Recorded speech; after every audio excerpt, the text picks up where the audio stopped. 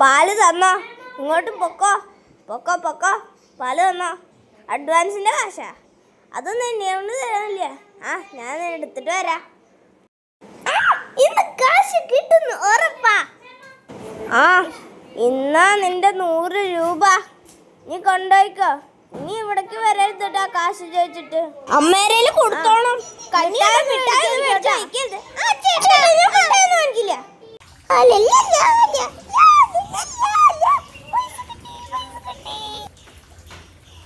ഇതിലെന്തോ പന്തികേടുണ്ടല്ലോ. ആ കുട്ടീനെ ഫോളോ ചെയ്ത് നോക്കാം.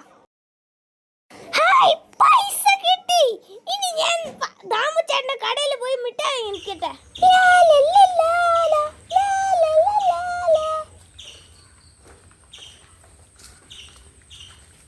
ഇവിടെയല്ലേ ദാമുച്ചേട്ടന്റെ കട?